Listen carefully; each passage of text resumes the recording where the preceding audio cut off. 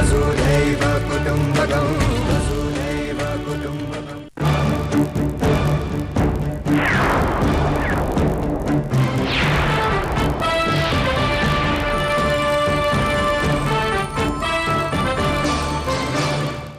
ఇప్పుడు ఈ ఫోటోలు ఏం చేద్దాం? ఎక్కడ పెట్టాలి? ఇదిగో ఇక్కడ పెట్టే.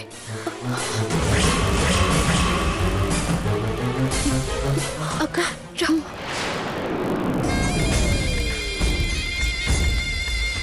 ఫోటోలో కొంప మునిగిపోయే ఇష్టం ఏమన్నా ఉందా? వాడు వాళ్ళమ్మ ఊరెళ్ళారు. వచ్చారన్నావుగా. నేనెప్పుడన్నానమ్మా? ఈయనతో అనటం నాకు తెలుసులే గాని నిజం చెప్పు. అంతా ఆరా తీస్తుంది అంటే ఆవిడ నీ మీద ఏదో కోపం పెట్టుకునే వచ్చిందిరా. వాడెక్కడికి వెళ్ళాడు నీకు తెలుసా? తెలీదత్తయ్య. మరో మాట రాదే నీకు?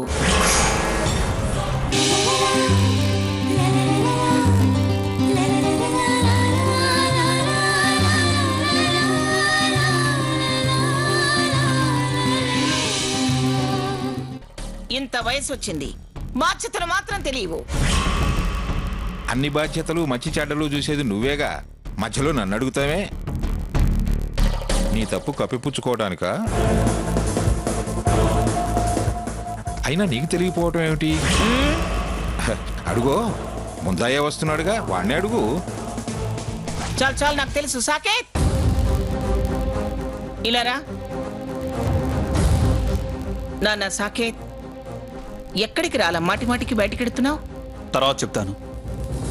ఏమిట్రా? Please granny.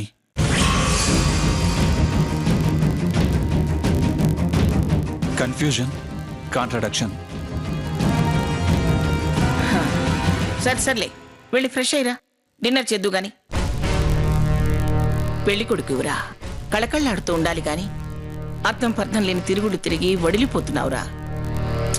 త్వరగా రా. నాకు ఆకలిగా లేదు.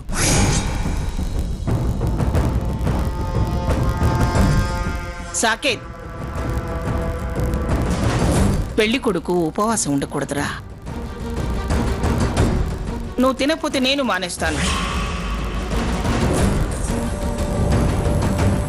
మండపంలో ఉండవలసిన వాళ్ళంతా హాస్పిటల్లో ఉంటారు. నువ్వు తినకపోతే నా మీద ఒట్టే.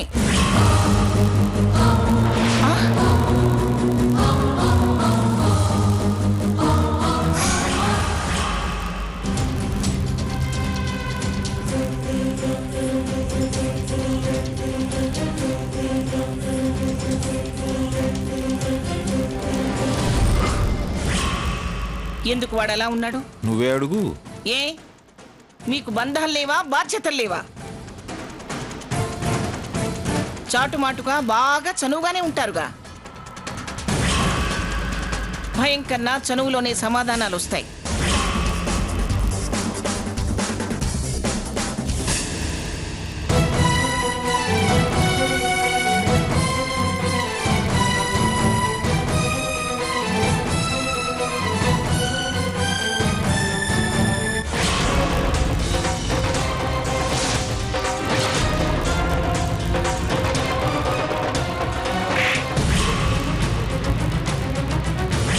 మనిషిగా పెరిగిన వాడివి. ఆమె మీద నమ్మకమే ఉంటే మరో అపనమ్మకానికి అవకాశం ఉండదు.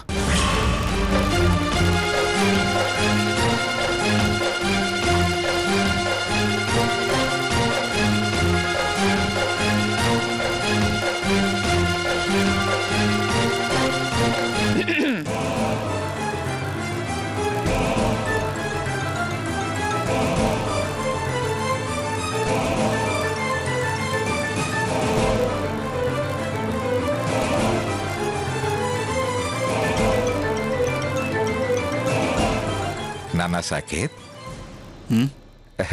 అలా కంచంలో స్పూన్ ఆడిస్తావేమిట్రా? కలుపుకో.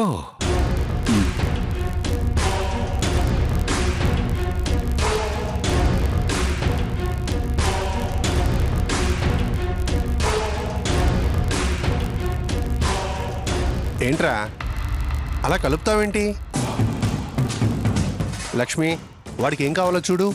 నాన్న సాకేత్, ఏం కావాలరా? ఏమొద్దు. ఏమిట్రా అలా ఉన్నావు? ఏం లేదు. ఏమి లేకపోతే ఎందుకు అలా ఉన్నావు? ఏం లేదన్నాగా. ఏంట్రా అసలు నీకేమైంది? అంత చిరాగ్గా సమాధానం చెప్తావేంటి? ఎరా ఈ తాతయ్యకి కూడా చెప్పకూడదా? ఏమైందిరా? ఏంట్రా? ఏంటి సాకేత్, ఏం మాట్లాడవే? ఏంటి ఇలా వంతులేసుకొని ప్రశ్నల మీద ప్రశ్నలేసి ఇలా వేధిస్తున్నారు? అసలు మేం వేధించడం ఏంట్రా? Stop it, stop.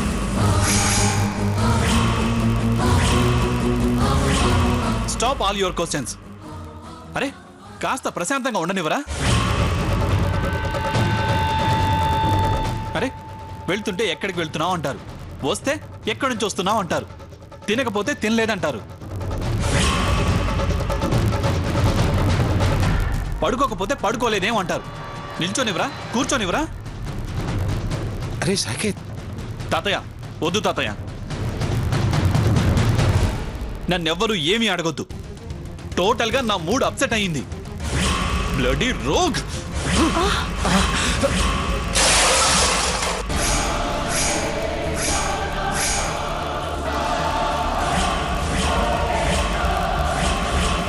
ఇరిటేషన్ గా ఉంది, టోటల్ ఇరిటేషన్.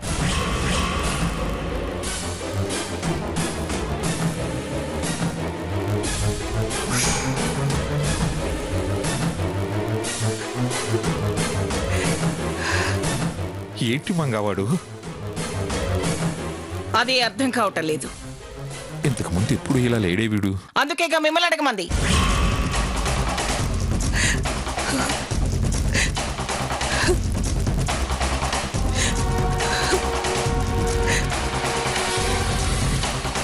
ఏమిటి, ఎందుకు ఆ కన్నీరు? వాడిని చూస్తుంటే భయం వేస్తుంది అత్తయ్య. ఇందులో భయపడేంత ఏముంది? ఏదో చికాకు.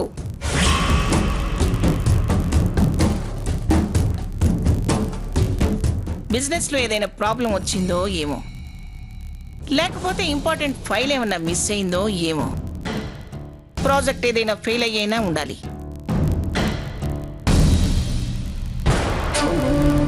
అంత అప్సెట్ లో ఉన్నాడంటే పెద్ద ట్రాన్సాక్షన్ ఏదో ఫెయిల్ అయి ఉంటుంది. నేను విచారిస్తాగా, మీరేం కంగారు పడకండి. పైడి పైడి, అమ్మగారు అవన్నీ తీసి బయటపడాయి. అట్టగనమ్మగారు.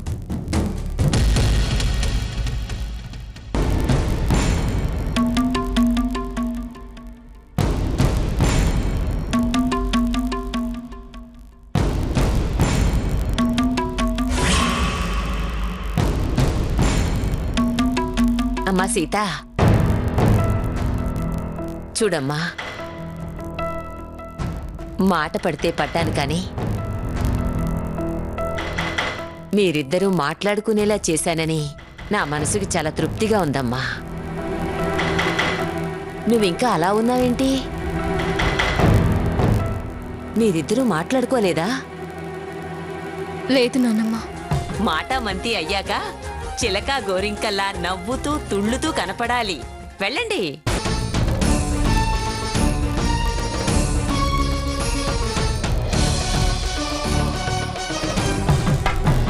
అదేంటి మాట్లాడుకోపోవడం ఏంటి? అది సీత, ముందు పాలు తాగమ్మా. వద్దు నానమ్మ. ఇదిగో తాగమని చెప్పానా? తాగు, తీసుకో.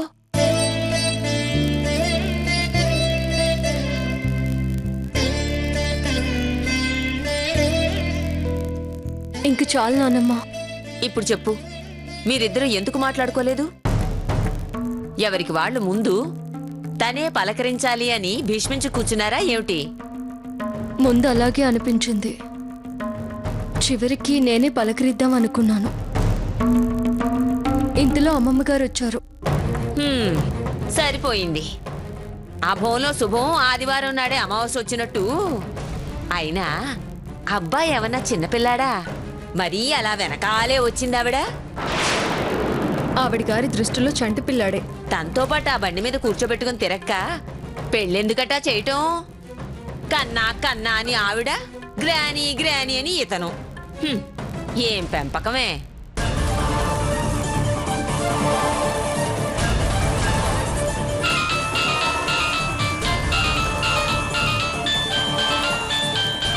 ఎవరే? సాకేత్ నానమ్మ. ఆ, మాట్లాడు మాట్లాడు. కుర్రాడికి ఝాస మళ్ళినట్టుంది. ధైర్యంగా మాట్లాడు. హలో సీత, మార్నింగ్ మాట్లాడటం కుదరలేదు. రఘురాం వచ్చాడని వెళ్లాల్సి వచ్చింది. నీతో చాలా విషయాలు మాట్లాడాలి. మార్నింగ్ టెంపుల్కి రా. నీ నుంచి చాలా క్లారిఫికేషన్స్ కావాలి. క్లారిఫికేషన్సా? ఎస్, చాలా కాన్ఫిడెన్షియల్. మార్నింగ్ ఎర్లీగా 8 కల్లా రా. మిస్ అయితే చాలా మిస్ అవ్వాల్సి వస్తుంది.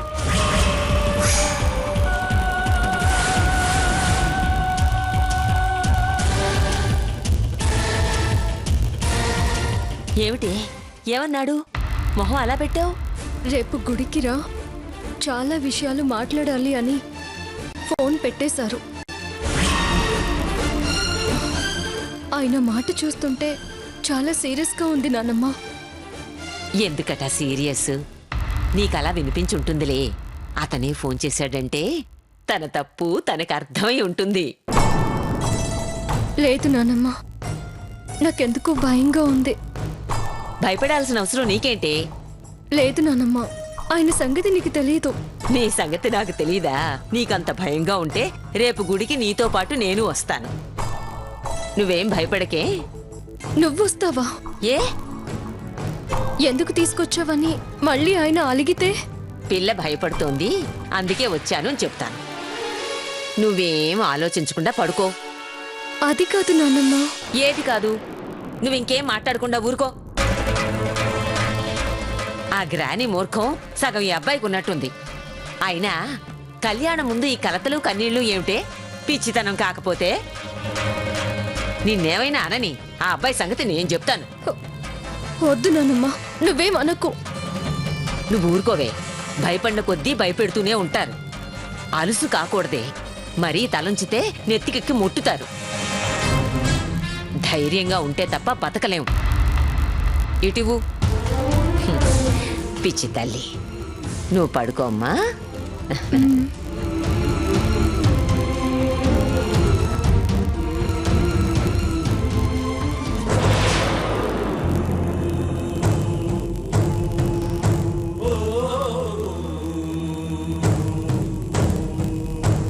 నువ్వు నన్ను ఏమీ చేయలేవు. చెమ్మగిలిన కళ్ళతో నన్ను క్షమాపణ అడిగే రోజు దగ్గరలోనే ఉంది. ఓవే.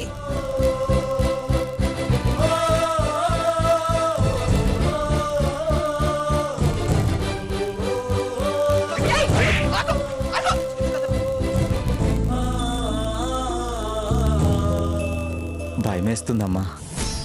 దేనికిరా? సీత జీవితం ఏమైపోతుందేమోనని. ఏం మాటలు రావే? లేదమ్మా, సాకేత్ ఒక సైడ్ మాత్రమే ఆలోచించే మనిషి. అతను చాలాసార్లు నా అనుకున్న దాన్ని వేరే వాళ్ళు ఎవరైనా చూసినా తాకినా సహించలేనన్నాడు. తన అనుమానం నుంచి బయటకు రాకపోతే ఈ సీత కూడా రామాయణంలో సీత మాదిరి కష్టాలు పడుతుందేమోనని భయంగా ఉంది. యుగాలే మారాక ఇంకా అలాగే జరుగుతుందని ఆలోచించడం తప్పురా. సీతకి ఆత్మవిశ్వాసం ఉంది. తను ఎదిరించి మెప్పించి నిలదొక్కుకోగలదనే నమ్మకం నాకుంది. కాలం మారొచ్చు కానీ ఆలోచనలు మారకపోతే కథలన్నీ ఒకేలా ఉంటాయి కదమ్మా. నిందలే కాని అవి నిజాలు కాదు కదరా. నిజము తప్పకుండా గెలిచి తీరుతుంది. ఆ గెలుపు కోసమైనా సీత పోరాడాలి కదా. ఓడిపోతే అని ఆలోచిస్తే భయంగా ఉందమ్మా. రఘు, నీకు దేవుడి మీద నమ్మకం ఉందా? ఎందుకమ్మా అలా అడుగుతున్నావు? నేను భగవంతుని ఎంత నమ్ముతానో నన్ను నేను అంతే నమ్ముతాను. నీ ఓటమి చూసి తీరుతానని ఆ మంగమ్మతో శపథం చేశాను. అందరూ ఉన్నా ఎవరూ లేని దానిలా ఒంటరిగా పోరాటం చేశాను. భగవంతుడు నిన్ను బతికించుకోవడానికే నన్ను బతకమన్నాడ్రా. నీ ఓటమి చూసి తీరుతానని ఆ మంగమ్మతో శపథం చేశాను. అందరూ ఉన్నా ఎవరూ లేని దానిలా ఒంటరిగా పోరాటం చేశాను. భగవంతుడు నిన్ను బతికించుకోవడానికే నన్ను బతకమన్నాడ్రా. ఇంతవరకు నువ్వు నాకు అండగా ఉన్నావనే నమ్మకం ఉండేది. కానీ నువ్విలా డీలా పడితే ఎలారా? నీ భయం తీరడానికి ఇప్పుడు మనం ఆ దేవుణ్ణే వేడుకుందాం, నమ్ముకుందాం. నిందలన్నీ తొలగిపోయి అందరి జీవితాల్లో ఆనందం తొంగి చూడాలంటే మనం ఓ పని చేయాలరా. ఏంటమ్మా అది? మా అమ్మ నాకు చెప్పింది. నేనా పూజ చేశాకే కాస్త ధైర్యం కూడగట్టుకోగలిగాను. మనం రేపు వినాయకుడి గుడికి వెళ్దాంరా. ఆ స్వామికి తెల్ల జిల్లేడు మాల వేసి 108 ప్రదక్షిణాలు చేసి బెల్లం నైవేద్యం పెట్టాలి. ఎవరి నిందలు తొలగిపోవాలని మొక్కుకుంటే వాళ్ళ నిందలు తొలగిపోతాయట. మనం వెళ్ళి సీత మీద నిందలు తొలగిపోయేలా ఆ స్వామిని వేడుకుందాం. ఏమంటావ్? నా కోరిక అదేనమ్మా. తప్పకుండా వెళ్దాం. సీత జీవితం సాఫీగా సాగాలి. సరేరా, ప్రశాంతంగా పడుకొని నిద్రపో. రేపు పెందలాడే గుడికి వెళదాం. వెళ్ళి పడుకో. అలాగే.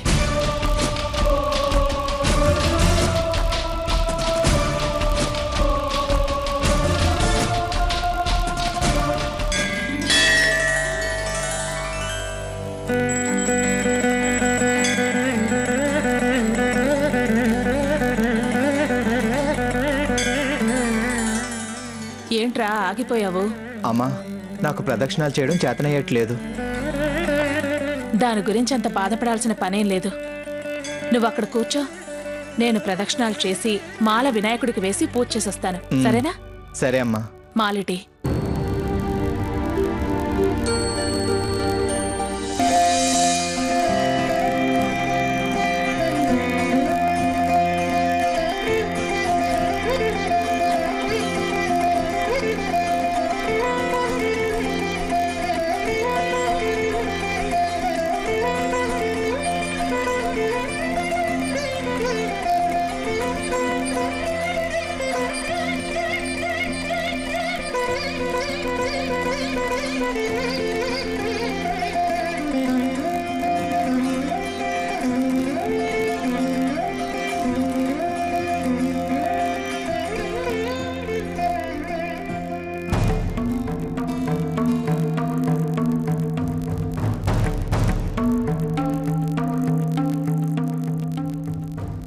ఏంటే అలా చూస్తున్నావు?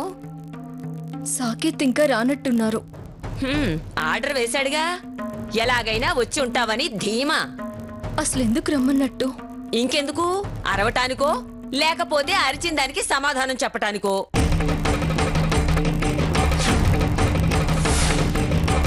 అసలెందుకు రమ్మన్నట్టు?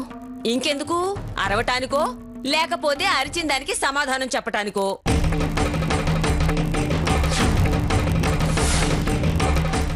సరేలే, అతను వచ్చేలోపు లోపలికి వెళ్ళి దేవుడి దర్శనం చేసుకునొద్దాం. సాకేత్ని రానివ్వు నానమ్మా. నేనిక నిలబడలేం లేవే, కాళ్ళు పీకుతున్నాయి. అదిగో అక్కడికి వెళ్ళి కూర్చుందాం పద. అతను వచ్చాక ఎలాగూ లోపలికి వస్తాడు కదా, ఎదురుగానే కనపడతాం పద.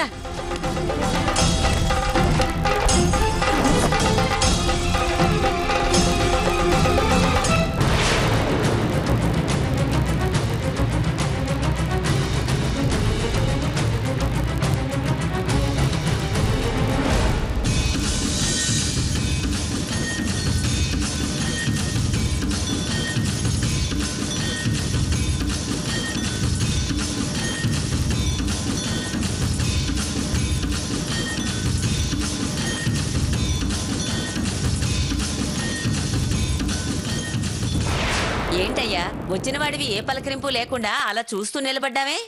ఈవెంట్ ఎందుకు తీసుకొచ్చావు? అదేం తీసుకురాలేదు బాబు. భయం వేస్తున్నది అంటే నేనే వచ్చాను. భయపడాల్సిన అవసరం ఏంటి? చాలా కోపంగా ఉన్నారని. నా కోపానికి కారణం తెలుసుగా.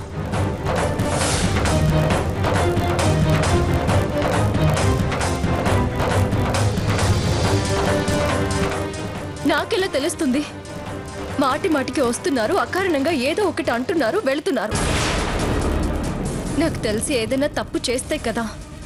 పలానా తప్పు చేయడం వల్ల మీకు కోపం వచ్చిందని తెలియడానికి, ఎక్స్ప్లెనేషన్స్ ఇచ్చుకోవడానికి. మీకు మీరే ఏదేదో ఊహించుకొని నా మీద సీరియస్ అయితే నేను మాత్రం ఏం చేయగలను? అర్థం లేకుండా మాట్లాడకు. నన్ను మిస్గైడ్ చేస్తున్నావు. ఆ అవసరం నాకు లేదు. నేను చెప్పగలిగేంత వరకు నేను చెప్పాను. నమ్మకం కుదరకపోతే నేనేం చేయను?